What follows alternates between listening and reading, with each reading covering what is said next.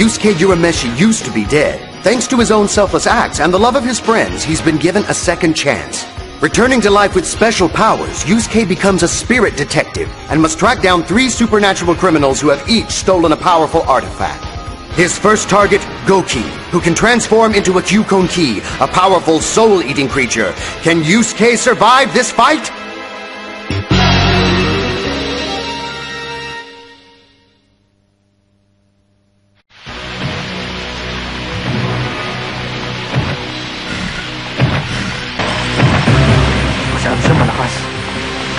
Umisip ako ng paraan.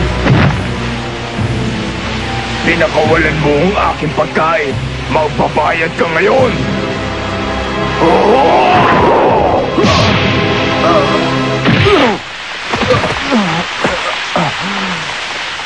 Mabutit nakailag ako. Nakalimutan ko mahina nga pala mga tao. Napalakas yata ang tira ko. Pero mas gusto ko may hina!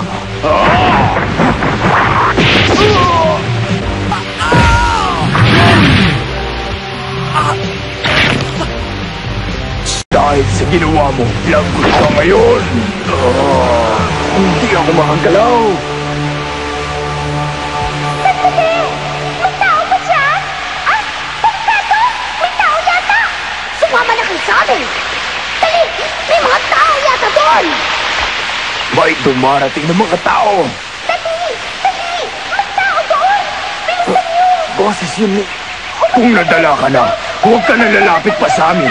Alalahanin mo na lang ang buhay mo. Intindihin mo mabuti ang sinabi ko sa'yo! Malapit na kami! Bilisan natin!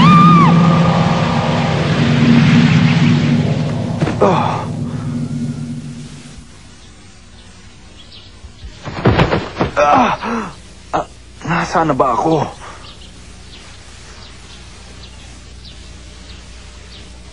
Ano? Nasa bahay na pala ako.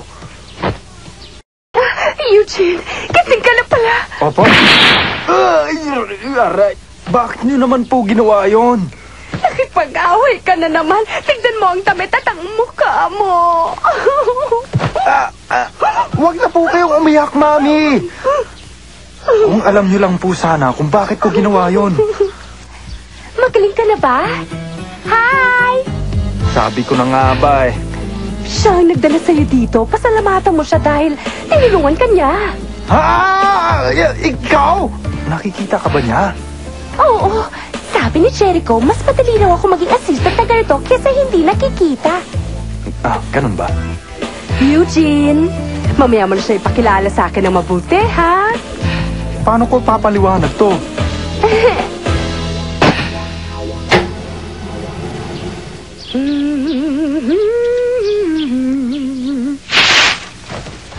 Pero paano mo naman nalaman kung nasaan naman kami? Madali lang. Ginamit ko itong kompas para hanapin ka. Ang kompas ang nagsasaad ng lugar ng halimaw at kung gaano kalayo ito kung paparating na ang halimaw sa may suot ng kompas. Sa totoo lang, napakalakas ng halimaw na nakalabang ko. Hindi ko nga inaasahan na ganun pala siyang kalakas. Higit na mas malakas pa ang dalawang natitira. Kailangang mahuli mo sila sa loob ng 1 linggo. Pero Charlene, mukhang imposible pa. baka hindi ko makaya.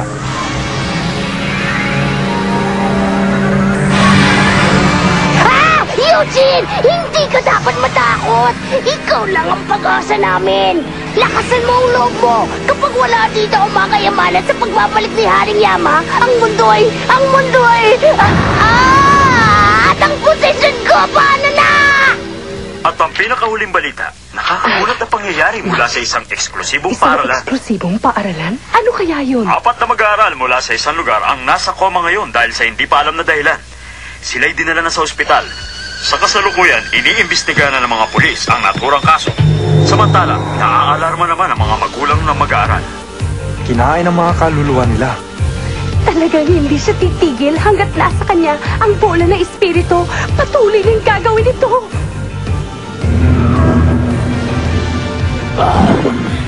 Ang mga kaluluwang kinain ko, nagpapaikot-ikot sila sa tiyang ko. Charlene, hanggang kailan ang itatagal ng mga kaluluwa na yan sa tiyan niya? Pinakamatagal na 1 araw. Sige. Anong binabalak mo? Hindi ka ba Kailangan talunin ko siya! sa kalagayan mong yan? Maaaring hindi ko naintindihan lahat. Pero hindi ba mas masakit na mawala ang kaluluwa kaysa sa katawan lang? Hindi ka man lang magiging multo. Kawawa naman sila. Eugene! Maaari kong gamitin ang ray gun ngayon. Hindi ako patatalo katulad kahapon. Ang sirsing na ito ang pangatlong gamit ng isang detective. Pinalalakas ang espiritual na kapangyarihan na maraming beses. Ibibigay ko sana ito kapag naayos na ang espiritual na lakas mo. Higit na lalakas ang ray gun dahil dito. Pero pagkatapos gamitin, manghihina ka na. Ha? Yan ang tandaan mo, Eugene. Naintindihan ko.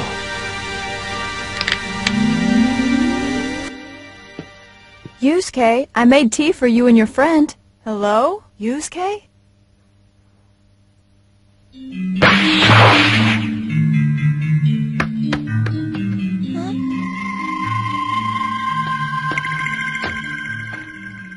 You dropped your bobo. You're a sweet girl. You'll be even sweeter in my stomach.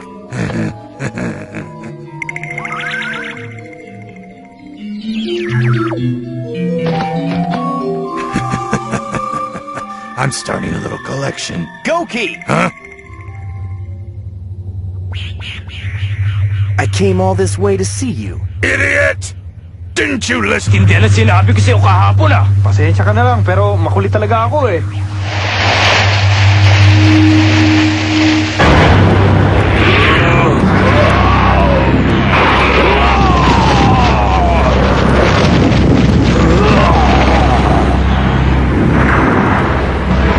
Dalawang beses mo nang inabala ang pagkain ko. Una, ibibigay ko ang pinakamalakas na suntok ko.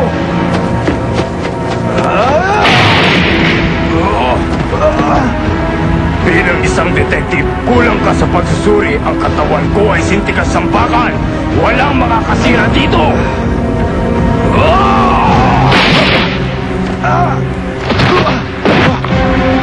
Alam ko na! Gagamitin ko ang punong ito! Baliwala yan!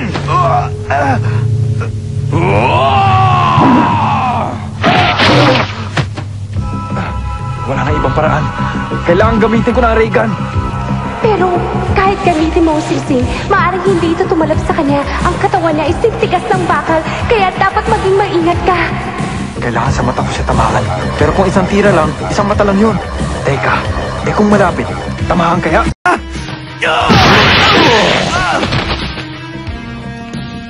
You give me a bigger appetite. There's something about those screams of pain. Sino ka ba? Umalis ka na! Dali! Takbo na!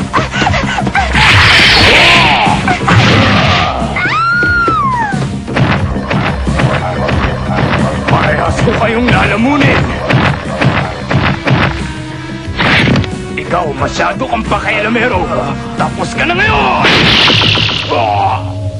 Ito ang hinihintay ko.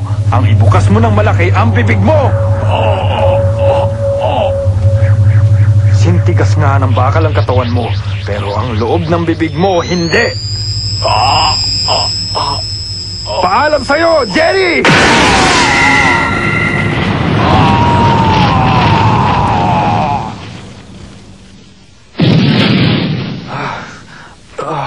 Eugene!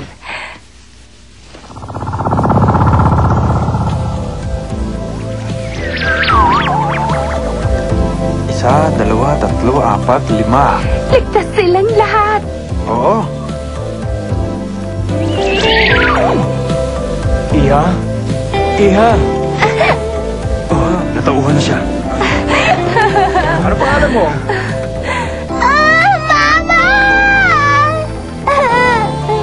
Kailangan ko ng ganitong lakas para sa isang kayamanan lang. Hindi ko alam kung paano pa sa dalawang natitira.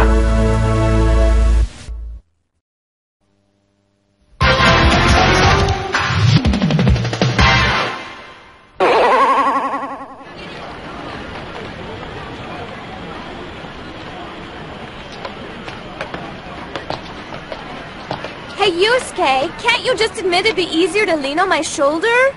Right, can't you admit that it'd be embarrassing? What's up?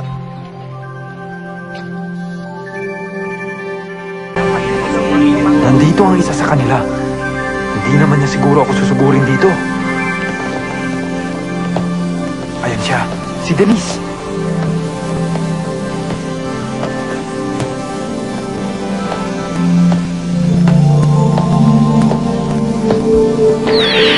Huwag kang masyadong nervyoso. Wala akong balak makipaglaban o tumakas. May hihilingin akong pabor sa'yo. Pabor? Maghintay ka sana ng 3 araw. Pagkatapos, ibabalik ko sa'yo ang kayamanan.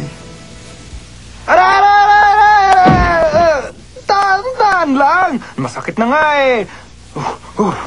Baka isang patibong lang ito, Eugene. Nakapagtataka ang kwento niya. Ha? Ang sabi niya, pagkatapos ng 3 araw, ibig sabihin kabilugan ng buwan. Ang salamin ng kapangyarihan na naki Denise ay may kakaibang lakas pagbilog ang buwan. Ang salamin ay nagpapakita ng tunay na layunin ng tumitingin dito at sinasabing magkakatotoo ang layunin ito. Pero para matupad ito, kailangan mag-alay bilang kapalit. Pero hindi natin alam kung anong layunin niya o anong iaalay. Inaalam pa niya siguro. Hindi kung ganun pala, hindi niya na kinakailangan pang humarap sa akin. Hindi ba, Charlene? Kung sa bagay. Malakas ang kutob kong hindi siya isang tunay na kalaban. Ano bang pinagsasabi mo, Eugene? Tandaan mo na ang grupo nila ang nagpahirap sa iyo. Ang totoo nga, sila mismo ang nagtatalo-talo. Ha? Hindi ko alam ang dahilan, pero gusto ni Denise na tumiwalag na sa kanila. Ikinalulungkot ko, pero hindi ako sasama. Sa mga mata niya, mukhang hindi siya nagsisinungaling. Ano kaya nangyari kay Denise? Eugene, kakain na! Charlene, dito ka kakain sa amin, iha! Po, salamat po! Sandali lang po! Mahalaga po ang pinag-uusapan namin. Bakit? Hindi ko ba pwedeng alamin ang pinag-uusapan ninyo? Mami naman oh, hindi po ito tulad ng iniisip nyo. Maniwala kayo!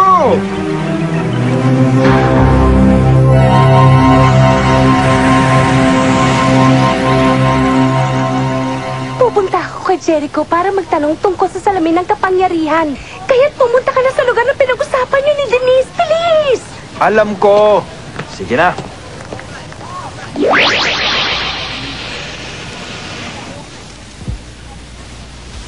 Ang lugar, isang ospital. Nandiyan ka na pala. Anak, ngayon ka lang yata nagsama ng kaibigan dito Okay lang po, ma. Humiga na po kayo. Ang mami niya? Maayos na ang pakiramdam ko, Denise. Gusto niyo ba naman sanas? Huwag na. Busog pa naman ako. Kapag hindi kayo kumain ng marami, hindi po kayo lalakas. Oo, sige. Gagawin kong sinabi mo. Gawin niyo po. Kailangan gumaling kayo agad. Sandali lang. Ano ba talagang ibig sabihin nito?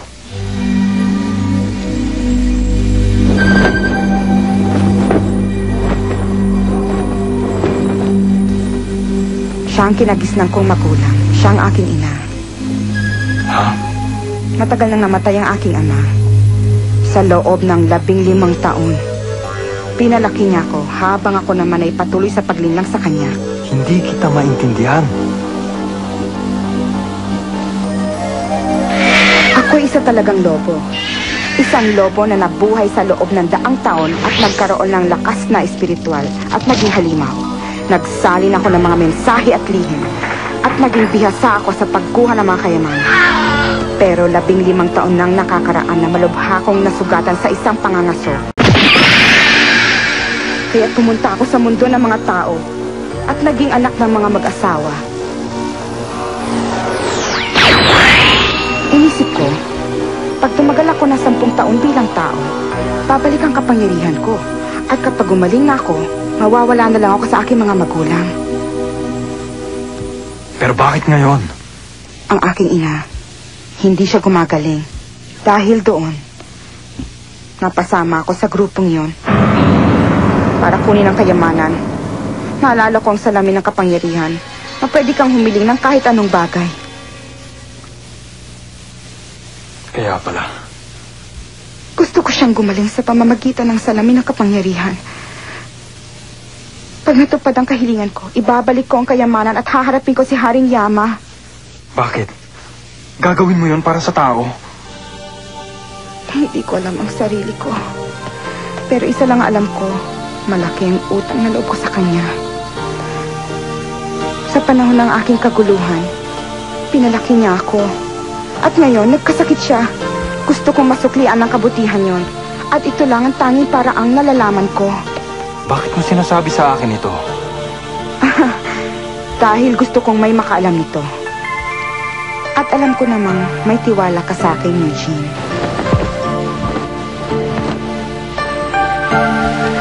Denise! Denise! Ang iyong ina!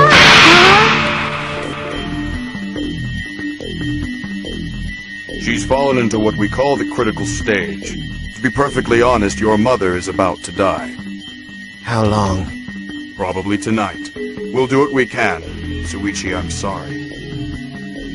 Wala nang ibang paraan. Kailangan gawin ko ito. Gagamitin mo ang salamin ng kapangyarihan. Alam mo ba kung ano ang iaalay mo para matupad ang iyong kahilingan? Alam mo ba, Denise? Buhay.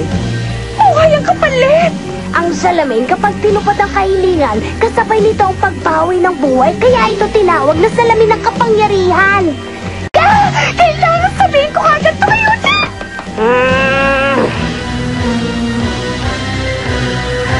Salamin ng kapangyarihan, gumising ka. Masdan mo ang aking kahilingan. Pakinggan mo ako sa pagkakataong ito.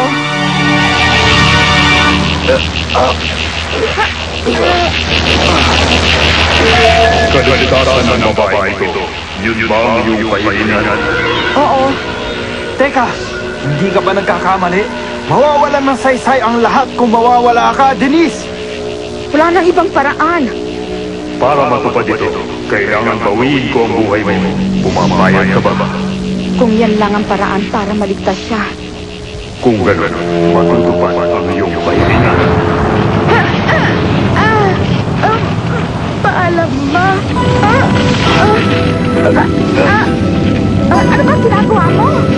Ako na lang, ibibigay ko ang buhay ko. Hindi mo na kailangan bawiin ang buhay niya para matupad ang kanyang kahilingan. Pabayaan mo ako, problema ko to. Hindi ko kayang makita umiiyak ang isang ina sa pagkawala ng kanyang anak. Hindi ko matitis yun, Denise!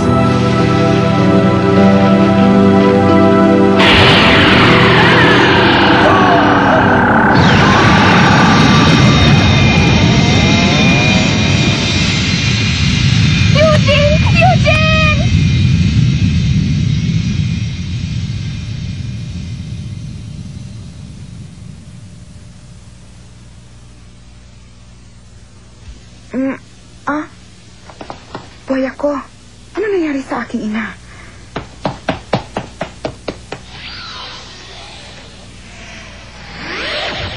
Eugene! Eugene!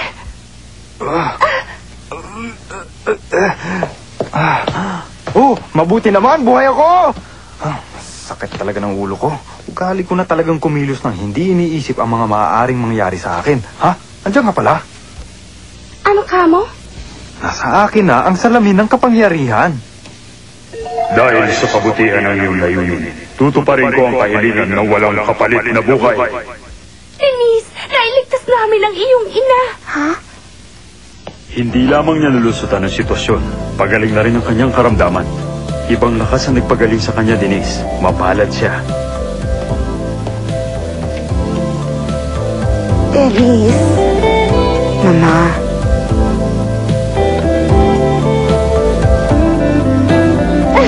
Hindi ba magandang balita? Oo nga. Isang kayamanan na lang ang natitira. Dalawang kayamanan agad? Magaling ka palang detective? Hindi ka ba nagbibiro, Charlene? Hindi! Hindi alam ni Eugene na ang pangatlo, pinakamahirap sa lahat. Si Vincent na kumuha ng espada. Hindi siya pangkaraniwang halimaw, kaya't hindi dapat muna sila magsaya. Hintayin na ang